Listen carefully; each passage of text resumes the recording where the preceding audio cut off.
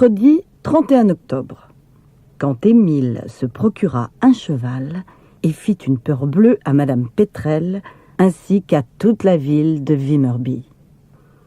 Tous les ans, le dernier mercredi d'octobre, il y avait une grande foire à Vimmerby. Et ce jour-là, on faisait la fête, depuis l'aube jusque tard la nuit.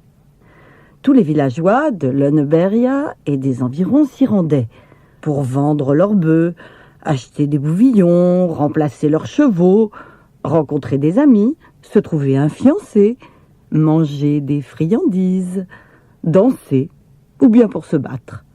Bref, pour s'amuser, chacun à sa façon. Pour vérifier les connaissances de Lina, la bonne, la mère d'Émile lui avait demandé une fois de citer toutes les grandes fêtes solennelles de l'année. « Eh ben, voyons voir, » réfléchit Lina.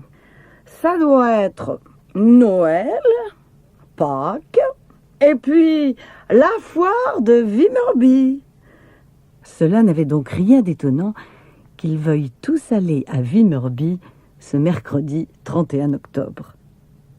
À 5 heures du matin, bien avant le lever du jour, Alfred attela les 2 chevaux, Marcus et Julia, à la grande voiture dans laquelle les habitants de Kathult s'installèrent. Les parents d'Émile, Alfred et Lina, Émile en personne et la petite Ida. Seule la vieille Maya resta à la maison pour s'occuper des bêtes. « Oh, ma pauvre Maya !» dit Alfred qui avait bon cœur. « Toi aussi, tu aurais bien voulu aller à la foire, n'est-ce pas ?»« Oh, je ne suis pas complètement folle !» s'exclama-t-elle. « Pas le jour du passage de la grande comète. Je préfère mourir chez moi, ici, à Lönneberga. » Il faut te dire que ça faisait déjà pas mal de temps que les gens de Småland attendaient l'arrivée de la comète. Et le journal de Vimmerby l'avait annoncé justement pour le 31 octobre. Il n'était pas impossible qu'elle fonce droit sur notre planète et qu'elle la fasse exploser en 1000 morceaux. Mais peut-être ne sais-tu pas ce que c'est qu'une comète ? À vrai dire, moi non plus. Je ne suis pas sûre de le savoir. Enfin, je crois que c'est un bout d'étoile qui s'est détaché et qui se balade dans l'espace, comme bon lui semble.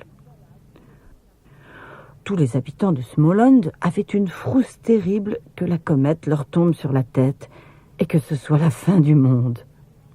Et comme par hasard, elle n'a pas trouvé de meilleur moment pour s'annoncer que le jour de la foire, rouspéta Lina.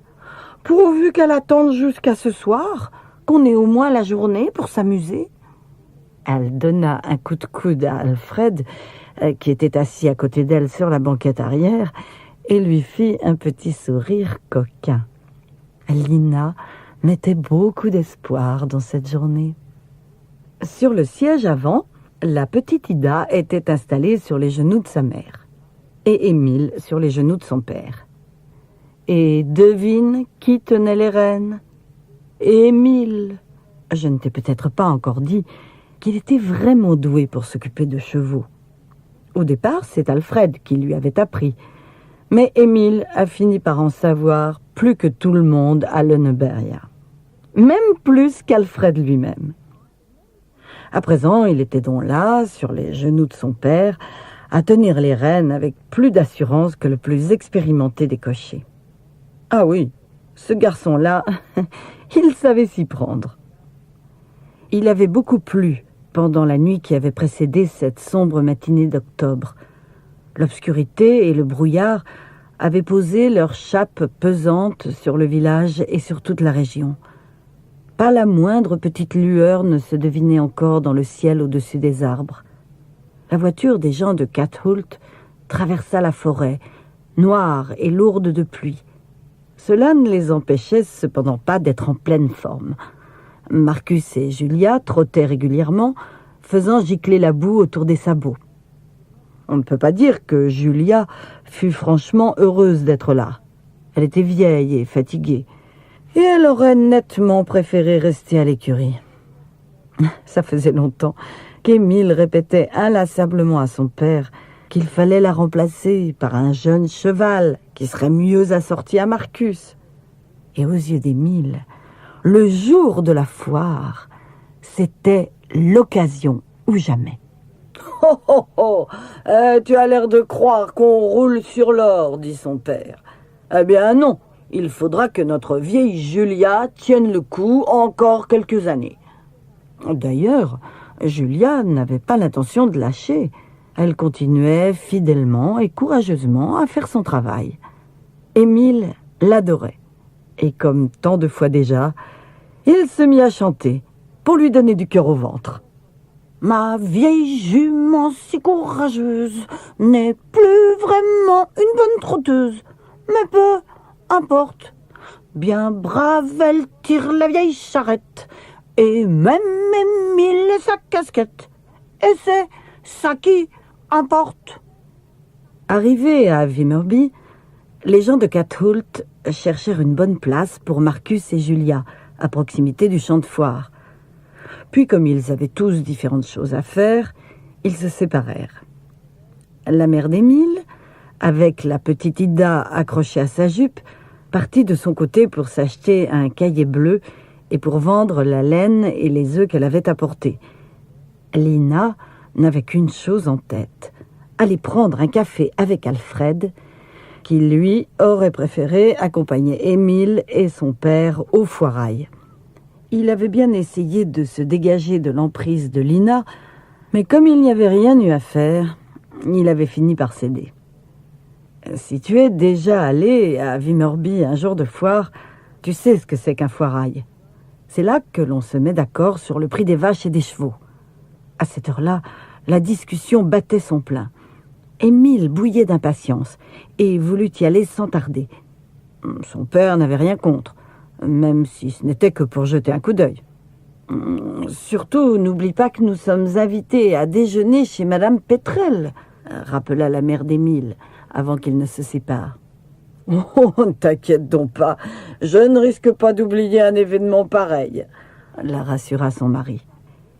Il y avait à peine 5 minutes qu'Émile était arrivé, qu'il vit le cheval, l'animal de ses rêves. Son cœur se mit à battre comme jamais auparavant. Quel cheval! Il était petit, roux et avait environ 3 ans. Il était attaché à une barrière et regardait Émile avec des yeux d'une douceur incroyable, comme s'il lui demandait de l'acheter. Et il n'en fallut pas plus à Émile pour qu'il se décide à en parler immédiatement à son père. Cette fois-ci, il avait bien l'intention d'insister jusqu'à ce que son père cède d'épuisement. Mais quelle catastrophe! Il n'arrivait pas à mettre la main sur son père. Il le chercha du regard parmi les paysans qui plaisantaient et discutaient bruyamment, parmi les chevaux qui hennissaient et piaffaient, les bœufs qui beuglaient et mugissaient. Son père avait bel et bien disparu dans l'agitation de la foire. « Oh, c'est chaque fois pareil !» grogna Émile. « Il n'arrête pas de se perdre, il est vraiment insupportable !» Et il fallait faire vite. Un maquignon était déjà en train d'examiner le petit cheval. « Vous le vendez combien, celui-ci » demanda-t-il au propriétaire, un petit gringalet du village de Touna. « 300 couronnes ?» En entendant ça, Émile reçut un coup au ventre. Extirper 300 couronnes à son père, ça n'allait pas être simple. Autant chercher à attendrir un bloc de granit. « Il faut quand même que j'essaie, » se dit Émile. Ce n'était pas pour rien qu'il était l'enfant le plus têtu de toute la région. Il fonça dans la foule, déterminé à retrouver son père coûte que coûte et à toute vitesse. Il partit à droite, à gauche, de plus en plus énervé. Il attrapait au hasard un fermier par le bras, le prenant pour son père. Mais chaque fois, il avait la déception de découvrir un visage inconnu. Anton Svensson, de Cathoult à Lonneberga, était introuvable. Il ne faut pas croire qu'Émile se découragea pour autant. Il aperçut un peu plus loin un mât. Sans hésiter, il grimpa tout en haut pour être vu par ceux qui se trouvaient sur le champ de foire. De là, il hurla de toutes ses forces. « Y a-t-il ici quelqu'un qui me reconnaît? Mon père s'est perdu !» Il y eut un mouvement de foule.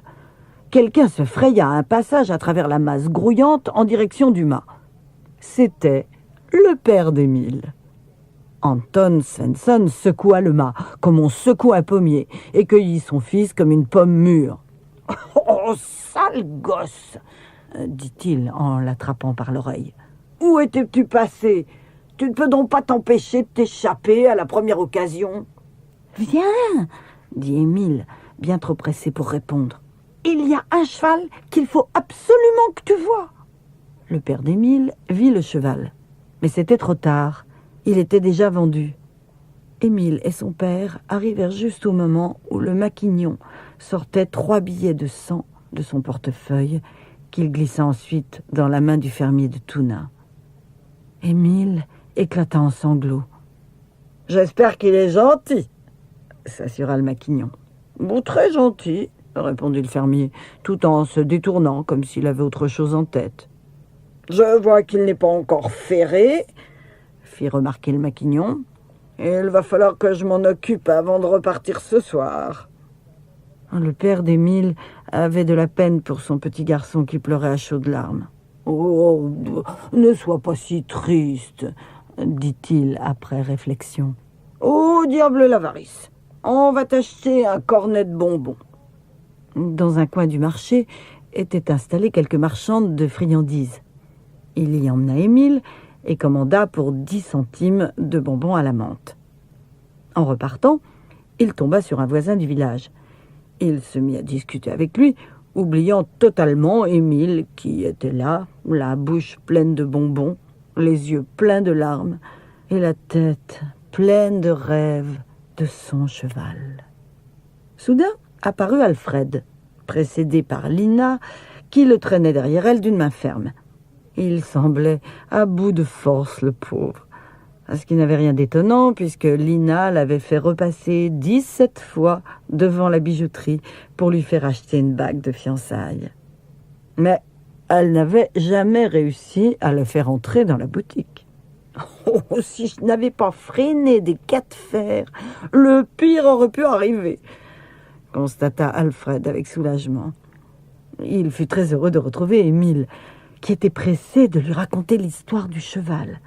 À l'idée que cet animal magnifique soit perdu à jamais pour Cathoult, ils se mirent tous les deux à pousser de gros soupirs. Alfred acheta à Émile un ocarina chez le potier qui était installé sur la grande place.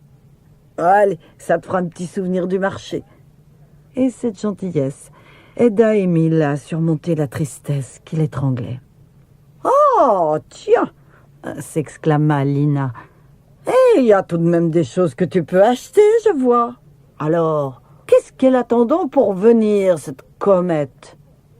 Il n'était encore que midi, et à part Lina, personne n'était vraiment pressé de la voir arriver.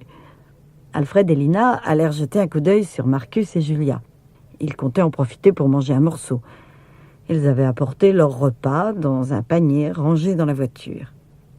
Émile serait bien parti avec eux, mais comme il était invité à déjeuner avec sa famille chez Madame Pétrel, il décida de rejoindre son père.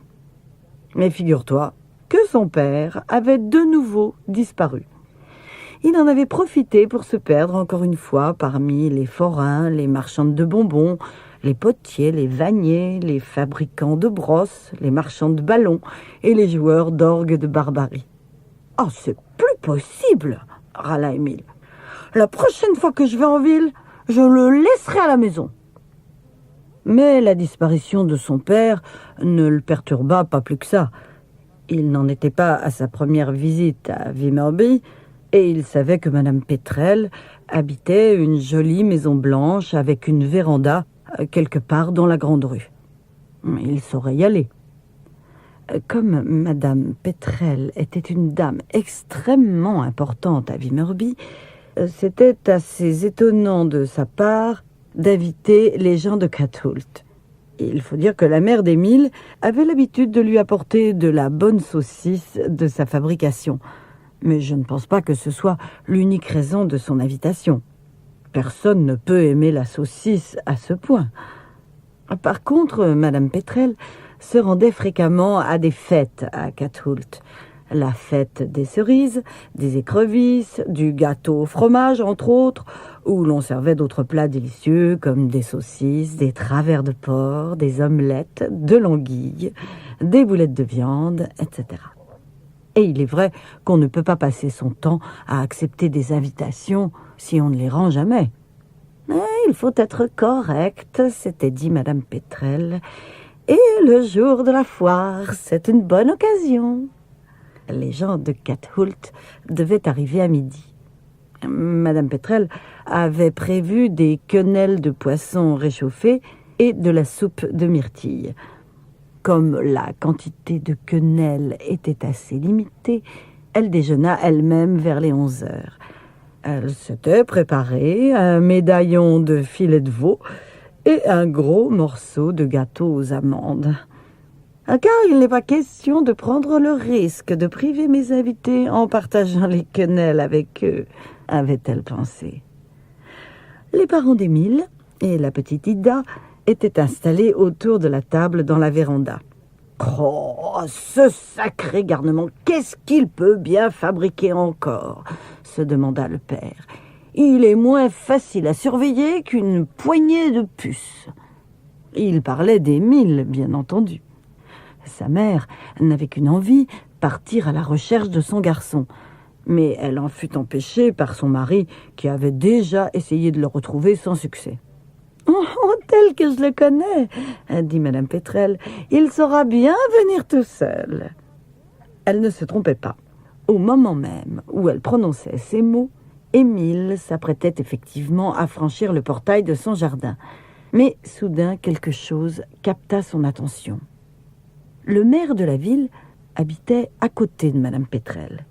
Il avait une grande maison entourée d'un beau jardin. Un petit garçon était en train de marcher avec des échasses au milieu des pommiers. C'était Gottfried, le fils du maire. En apercevant Émile, il trébucha et tomba la tête la première dans un massif de lilas.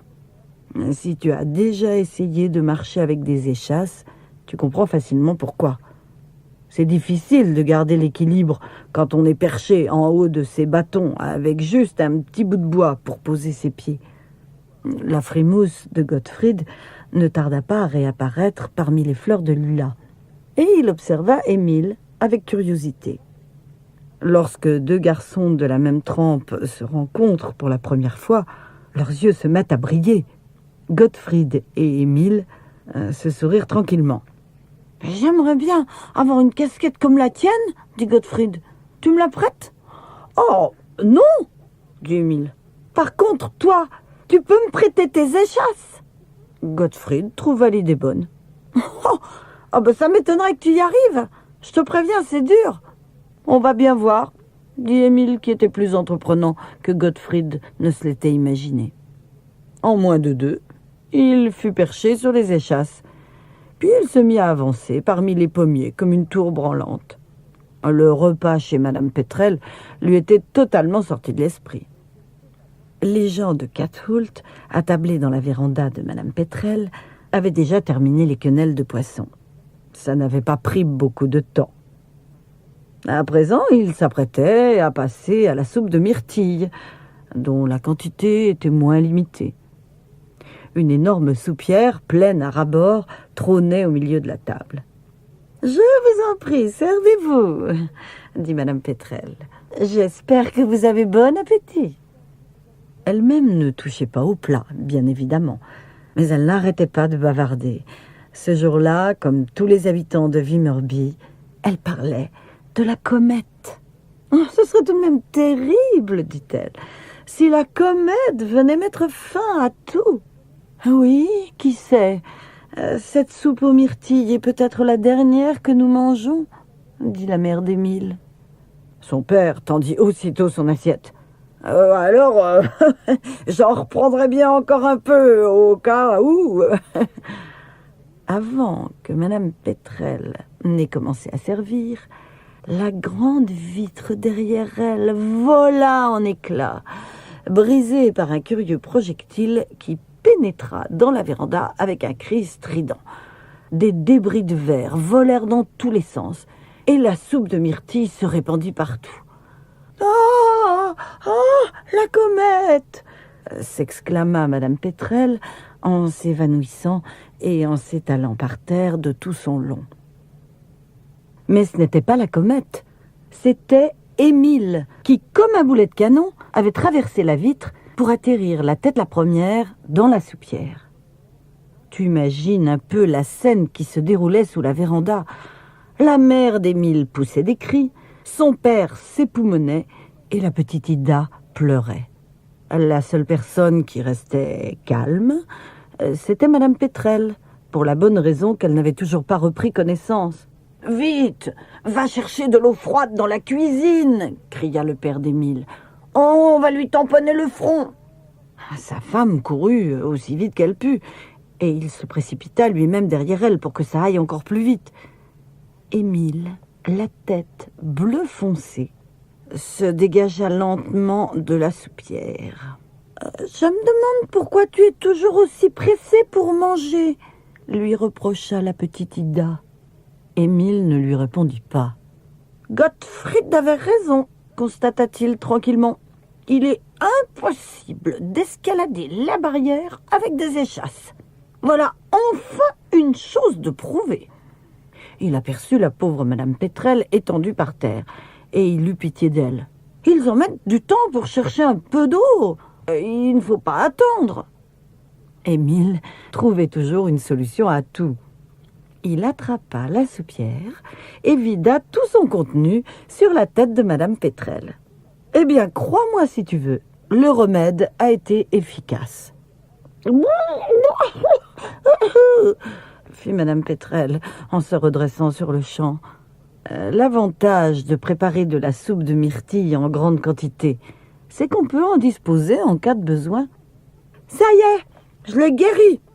annonça fièrement Émile quand ses parents accoururent avec l'eau. « J'en connais un qui va être guéri dans l'atelier de menuiserie, et ça, dès le retour à la maison !» commenta son père, et son regard était noir de menace. Madame Pétrel avait toujours la tête qui tournait, et le visage aussi bleu que celui d'Émile. La mère d'Émile, qui était une femme vive et pleine d'initiative, installa Madame Pétrel sur un canapé. « Il va falloir faire du nettoyage ici, » déclara-t-elle, et elle se mit à l'œuvre à l'aide d'une brosse. D'abord, elle s'occupa du visage de Madame Pétrel, puis de celui d'Émile, et finalement du sol de la véranda. Bientôt, il n'y eut plus nulle part la moindre trace de soupe aux myrtilles, sauf une toute petite tache oubliée dans l'oreille d'Émile. Elle balaya ensuite les débris de verre pendant que son mari se rendait chez le vitrier pour se procurer un nouveau carreau qu'il mit immédiatement en place. Émile lui proposa ses services, mais son père lui interdit formellement de s'approcher de la fenêtre. « Disparaît !» siffla-t-il entre ses dents. « Et ne reviens pas avant que ce soit l'heure de repartir à la maison. » Émile ne se fit pas prier. Il obéit même avec joie. Il avait encore des choses à dire à Gottfried. Mais il avait faim. Il n'avait rien mangé de la journée, en dehors de la gorgée de soupe aux myrtilles qu'il avait avalée quand il avait la tête plongée dans la soupière. « Y a quelque chose à manger chez toi ?» s'informa-t-il auprès de Gottfried, qui était resté planté devant la barrière de la maison du maire. « Oh, ça oui! Aujourd'hui, on fête les 50 ans de mon père, et le garde-manger est plein à craquer. »« Parfait, » dit Émile. « Si tu veux, je peux vous aider à vérifier si les plats ne sont pas trop salés. » Gottfried n'eut pas besoin de réfléchir longtemps. Il courut dans la cuisine et revint avec un plat chargé de mets délicieux. Des petites saucisses, des boulettes de viande, des tranches de pâté et un tas d'autres choses. Installés chacun de son côté de la barrière, ils vidèrent ensemble le tout. Émile était vraiment content, jusqu'à ce que Gottfried lui annonce « Ce soir, il va y avoir un feu d'artifice, le plus gros que Vimmerby ait jamais connu. » De toute sa pauvre vie, Émile n'avait jamais vu de feu d'artifice.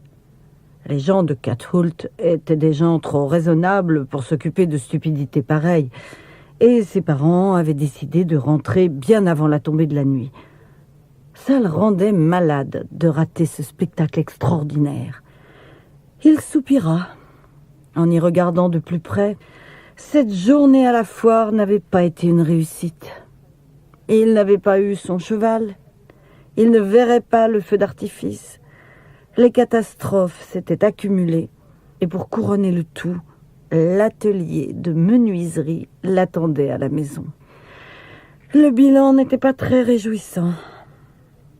Il salua tristement Gottfried et s'en alla retrouver Alfred, son grand ami qui le consolait quand il avait du chagrin. Mais où pouvait-il bien être ? Les rues fourmillaient de paysans venus pour affaires et d'habitants de Vimmerby qui étaient là en spectateurs. Retrouver Alfred dans cette cohue n'allait pas être facile. Émile passa des heures à le chercher, en vain. Il en profita cependant pour faire un certain nombre de bêtises.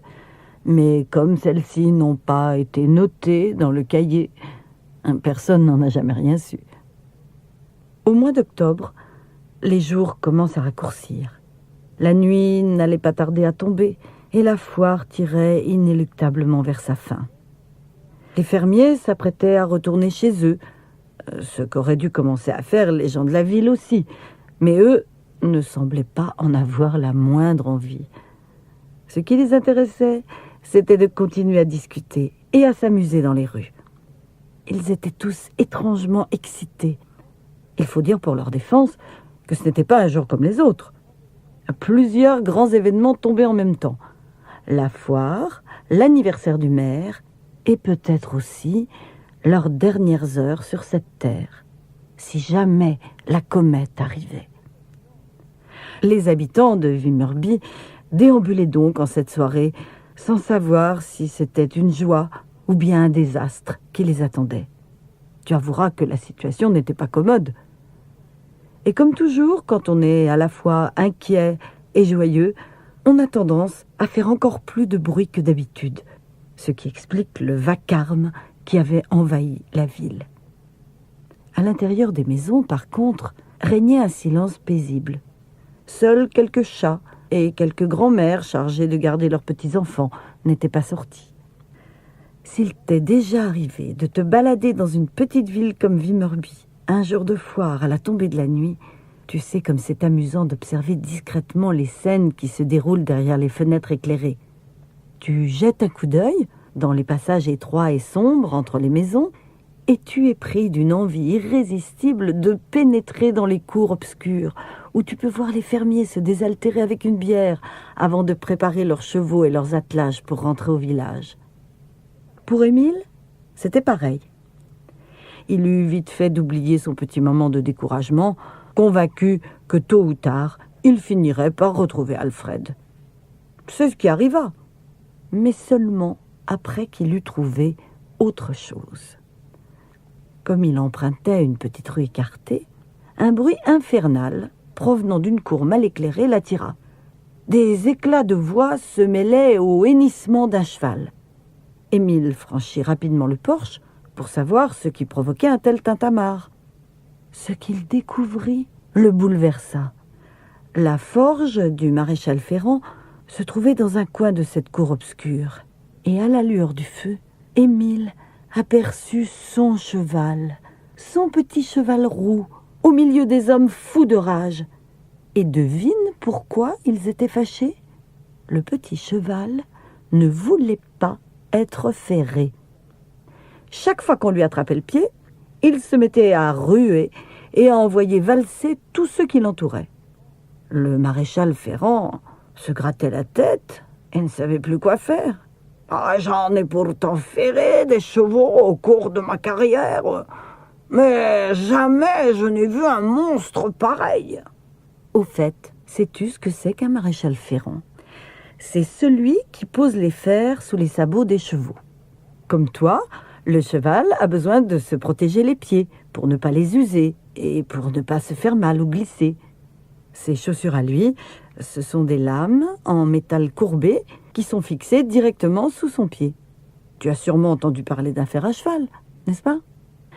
Visiblement, le petit cheval roux avait décidé de ne pas être ferré.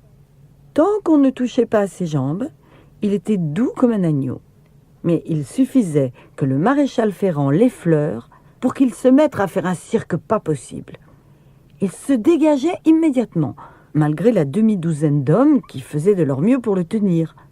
Son nouveau propriétaire, le maquignon de Molila, n'arrivait plus à se maîtriser. « Oh, il vaut mieux que je le fasse moi-même !» dit-il en attrapant brutalement une jambe postérieure. D'un coup de sabot, le petit cheval l'envoya dans une flaque d'eau. « Et voilà le résultat !» commenta un paysan qui se contentait d'observer le manège à distance. « Il n'est pas possible de ferrer ce cheval. Croyez-moi, j'ai vu son ancien propriétaire essayer au moins une vingtaine de fois. » Réalisant qu'il avait fait une mauvaise affaire, le maquignon se mit dans une colère noire. « Qu'on me débarrasse de ce cheval! Je ne veux plus le voir! J'en fais cadeau à qui le veut !» Émile sortit de sa cachette. « Moi, je veux bien, » dit-il. Le maquignon éclata de rire. « Oh, toi, espèce de crevette !» Ces mots avaient dépassé sa pensée, bien sûr. Il n'avait pas du tout l'intention de faire cadeau de son cheval. Mais devant tant de témoins, il était obligé de chercher une porte de sortie honorable. « C'est vrai que je te le donnerai, » dit-il, « si toutefois tu arrives à le tenir le temps de le ferrer. » Sa promesse déclencha un joyeux brouhaha parmi les hommes. Ils avaient tous essayé à tour de rôle. Et ils savaient que personne n'était capable de le maintenir. Mais Émile n'était pas bête.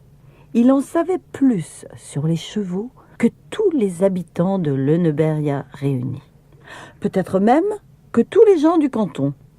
Et en voyant le petit cheval faire ses cabrioles, il se dit « Il se comporte exactement comme Lina quand on la chatouille. » Et il avait raison. Émile était le seul à avoir compris que le petit cheval était chatouilleux, tout simplement. En fait, dès qu'on le touchait, il se tordait de rire, comme Lina.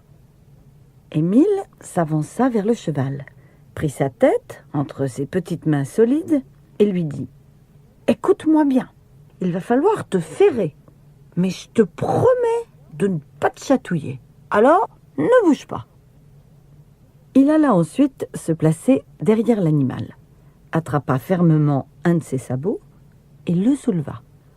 Le cheval se retourna vers Émile et le regarda gentiment, comme pour comprendre ce qu'il était en train de faire. Il faut te dire, si tu ne le savais pas déjà, qu'un cheval n'a pas plus de sensibilité dans les sabots que toi dans les ongles. Par conséquent, il n'avait aucune raison d'être chatouilleux. « Et voilà !» lança Émile au maréchal Ferrand. « Vous pouvez le ferrer, je lui tiens le pied. » Il y eut un murmure dans le groupe d'hommes qui les entourait. Et ce murmure se poursuivit tout le temps que le maréchal Ferrand travaillait, assisté par Émile.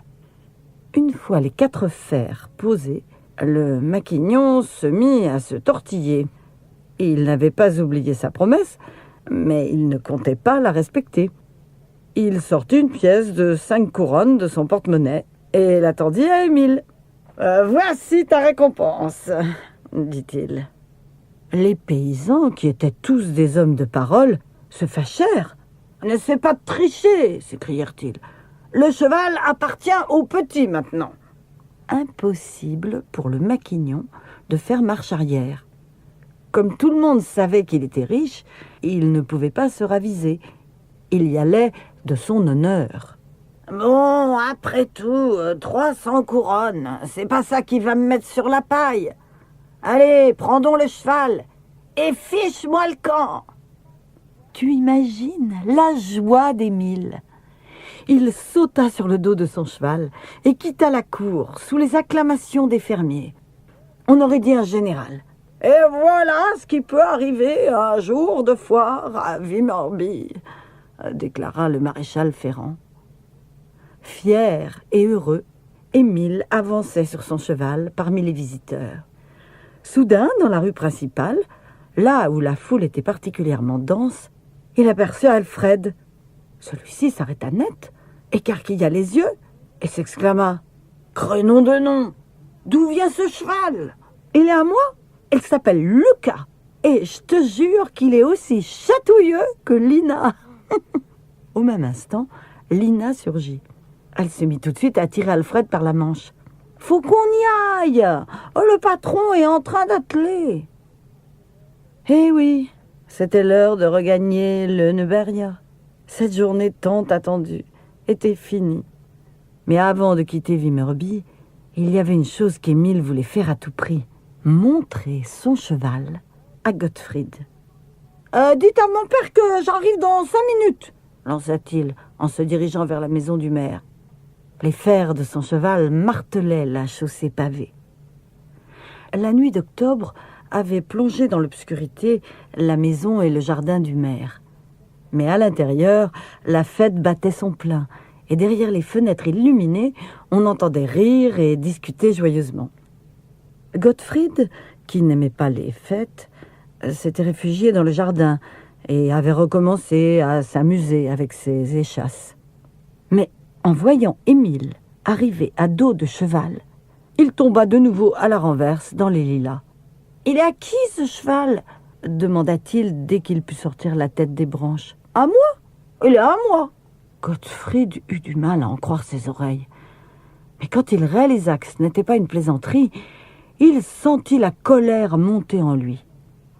Lui, qui avait passé des jours et des semaines à supplier son père de lui acheter un cheval. Et chaque fois, il avait obtenu la même réponse. « Bon, tu es trop petit. Aucun garçon de ton âge n'a un cheval. » Quel mensonge! Quel scandaleux mensonge! Émile en était la preuve vivante. Il fallait à tout prix que son père le voie de ses propres yeux. Mais à l'heure qu'il est, celui-ci était attablé, en train de manger, de boire et de faire des discours avec des tas d'imbéciles. La fête n'était pas prête de se terminer. « Mais je ne peux pas le faire sortir », dit Gottfried tristement, les yeux remplis de larmes. Émile eut de la peine pour son ami. Mais comme il trouvait toujours une solution à tout, il se dit « Si le maire ne peut venir voir le cheval, c'est le cheval qui ira voir le maire. » Ce n'était pas compliqué. Il fallait juste monter les marches, traverser l'entrée et pénétrer dans la salle à manger. Gottfried, quant à lui, n'aurait rien d'autre à faire que d'ouvrir les portes. Si tu as déjà assisté à une fête où est apparu un cheval, tu sais qu'il y a des gens qui réagissent comme s'ils n'avaient jamais vu de cheval de leur vie. Ils sursautent et ouvrent grand leurs yeux. C'est exactement ce que firent les invités. Sans parler du maire en personne. Il fit un bond sur sa chaise et avala un morceau de gâteau de travers, si bien qu'il fut incapable de répliquer quoi que ce soit lorsque Gottfried lui cria « Et maintenant, que dis-tu? Tu vois bien qu'il y a des garçons de mon âge qui ont un cheval ?» En réalité, tous les invités étaient ravis de voir arriver le cheval. Ce qui me paraît plutôt normal, étant donné que ce sont des animaux très sympathiques. Ils s'approchèrent pour caresser Lucas. Émile, toujours sur son dos, les regardait faire avec plaisir. Un vieux commandant se détacha du groupe. Pour prouver qu'il s'y connaissait en chevaux, il s'apprêtait à tâter les jambes postérieures de Lucas. Quelle idée il avait là! Il ignorait, bien entendu, à quel point Lucas était chatouilleux. Le maire venait tout juste de retrouver sa voix, et il était sur le point de dire à Gottfried ses 4 vérités quand le commandant mit sa main sur la jambe du cheval. Celui-ci réagit instantanément. Il donna un coup de sabot dans la petite table sur laquelle attendait le gâteau d'anniversaire recouvert de crème. Le gâteau fit un vol plané à travers la pièce et le maire le prit en pleine figure. Fit le maire. Chose curieuse, tout le monde éclata de rire, ce qui n'était pas franchement bien élevé comme réaction. Seule la femme du maire garda son sérieux, n'osant pas faire autrement. Inquiète, elle se précipita vers son mari avec la pelle à tarte. Il était urgent de lui dégager au moins les yeux pour qu'il puisse continuer à suivre les événements de la soirée. C'était son anniversaire tout de même. Émile se souvint tout à coup qu'il devait rentrer à Lönneberga. Il repartit aussitôt par où il était venu. Gottfried le suivit en courant. Il avait tant de mal à se séparer de Lucas et de toute façon, son père n'était plus en état de discuter. Émile s'arrêta devant la grille pour lui dire au revoir. « Quelle chance tu as !» dit Gottfried en caressant Lucas une dernière fois. « Oui, c'est vrai !» admit Émile. Gottfried soupira. « Et il me reste quand même le feu d'artifice !» se consola-t-il en désignant les fusées et les pétards disposés sur une table attendant le début du spectacle. Émile n'y résista pas. C'est vrai qu'il était pressé, mais c'était vrai aussi qu'il n'avait jamais vu de feu d'artifice de sa vie. « Si tu veux, proposa-t-il, je pourrais en allumer un, juste pour vérifier que ça marche. » Sans hésiter, Gottfried prit un pétard et le tendit à Émile. « Tu n'as qu'à essayer celui-là. » Émile acquiesça et descendit de cheval. « D'accord, juste ce petit pétard alors. Passe-moi une allumette. » Il y mit le feu et pfft, pas de doute, ça marchait parfaitement. Dans un nuage d'étincelles, le petit pétard partit en prenant la direction de la table. Peut-être voulait-il retrouver les autres fusées et pétards pour ne pas être tout seul. Émile ne l'avait pas remarqué, pas plus que Gottfried, dont l'attention fut attirée par une voix tonitruante qui venait du haut des marches de la maison. C'était le maire, qui était sorti pour dire 2 mots au garçon. Il avait réussi à se débarrasser de toute la crème, ou presque. Seule sa moustache, encore bien blanche et brillante, se détachait dans la nuit d'octobre. Pendant ce temps-là, les habitants de Vimmerby continuaient à se promener dans les rues en discutant et en s'amusant, toujours sans savoir si c'était une joie ou bien un désastre qui les attendait. Soudain, ce qu'ils redoutaient tant au fond d'eux-mêmes arriva. Le ciel au-dessus de la maison du maire s'embrasa. Une gerbe de flammes jaillit, accompagnée de boules incandescentes, de serpenteaux lumineux et crépitants sous une pluie d'étincelles. Les malheureux habitants de Vimmerby étaient terrifiés. « La comète !» hurlèrent-ils. « Au secours ! C'est la fin ! Ah !» Tout le monde criait et pleurait, persuadés que leur dernière heure sur terre était arrivée. Pauvres gens! Ce n'était pas étonnant qu'ils soient si nombreux à s'évanouir. Seule, Madame Pétrel, assise sous sa véranda, affichait un calme olympien. « Oh, je ne crois plus aux comètes !» dit-elle en regardant les boules de feu passer devant ses fenêtres. « Je parie que tout ça, c'est encore l'œuvre d'Émile. » Et elle avait raison. C'était bien Émile qui, avec son petit pétard, avait allumé tout le feu d'artifice prévu pour célébrer les 50 ans du maire. Heureusement que le maire était sorti au bon moment. Sinon, il aurait raté ce beau spectacle. Il était là, au milieu des fusées et des pétards, tout occupé à sauter et à s'écarter pour éviter les boules de feu et les serpenteaux crépitants qui partaient dans tous les sens autour de lui. Émile et Gottfried l'observèrent et constatèrent qu'il s'amusait bien, puisqu'il accompagnait chaque bond de petits cris joyeux. C'est seulement quand une fusée se mit à entrer dans la jambe de son pantalon qu'il eut l'air de se fâcher. Il laissa échapper un hurlement et continua à crier tout en courant vers un tonneau rempli d'eau derrière la maison. Il y plongea sa jambe et réussit à éteindre la fusée. « Et voilà, J'ai fini par voir un feu d'artifice, dit Émile, qui s'était caché avec Gottfried derrière la remise à bois. Ah ouais, tu as fini par en voir un, répliqua Gottfried. Puis ils se turent et attendirent que le maire cessa de tourner en rond dans le jardin comme un gros bourdon en furie. Les boules et les soleils étaient déjà éteints quand les gens de Kathult repartirent chez eux tard dans la soirée. Seules les étoiles dans le ciel brillaient au-dessus des cimes des sapins. La forêt était sombre, la route aussi, mais Émile, sur le dos de son cheval, était parfaitement heureux. Il chantait. « Avancement, cheval, qu'il est beau ton poil, qu'il est beau, qu'il est beau, qu'il est beau ton poil. Quelle crinière, quelle porfière, quelle crinière, c'est un vrai régal !» Son père tenait les rênes. Il était très fier de son fils. C'est vrai qu'il avait fichu une peur bleue à Madame Pétrel et à tous les habitants de Vimmerby. Mais il avait réussi à se procurer un cheval gratuitement. Et cela comptait plus que toutes ces bêtises qui avaient si mal tourné. Personne dans tout Lönnebergia n'avait un fils comme lui. Il décida que l'atelier de menuiserie ne servirait pas cette fois-ci. D'ailleurs, il était d'excellente humeur. C'était peut-être parce qu'il avait rencontré un vieil ami juste avant de partir et que celui-ci lui avait payé plusieurs bonnes bières. D'habitude, le père d'Émile n'en buvait pas.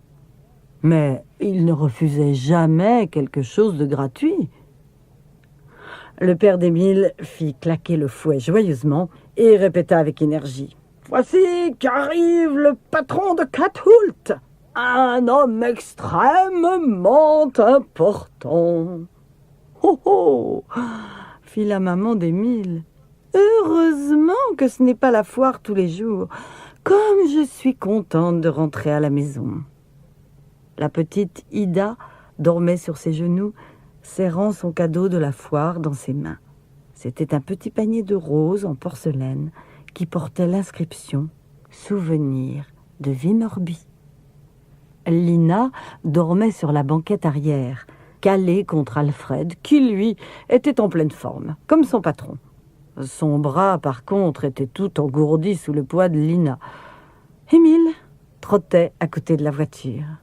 Alfred lui dit « Demain, nous nous occuperons du fumier, toute la journée. On va bien s'amuser. »« Demain, je vais monter mon cheval, » répliqua Émile. « Toute la journée. Oh, oh, je vais bien m'amuser. » À cet instant, la voiture s'engagea dans le dernier virage et ils aperçurent la lumière de la fenêtre de leur cuisine où les attendaient la vieille Maya et le repas du soir. Peut-être as-tu pensé qu'Émile allait cesser de faire des bêtises maintenant qu'il avait son cheval? Malheureusement, ce ne fut pas le cas. Pendant 2 jours, Émile s'amusa avec Lucas, mais dès le 3e, c'est-à-dire le 3 novembre, il était déjà prêt à recommencer. Et devine ce qu'il fit. Ouh, je ne peux pas m'empêcher de rire quand j'y pense. Eh bien voilà, c'est ce jour-là qu'Émile... Ah non, on arrête. J'ai promis à la mère d'Émile de ne jamais raconter ce qu'il eut l'idée de faire le 3 novembre. C'est après cette histoire-là que les habitants de Lönnebergia organisèrent une collecte pour envoyer Émile en Amérique. Peut-être en as-tu entendu parler? Comme la mère d'Émile préférait ne plus y penser, pour essayer de tout oublier, elle ne l'a même pas inscrit dans son cahier bleu. Alors, tu comprends bien qu'il vaut mieux que je n'en parle pas.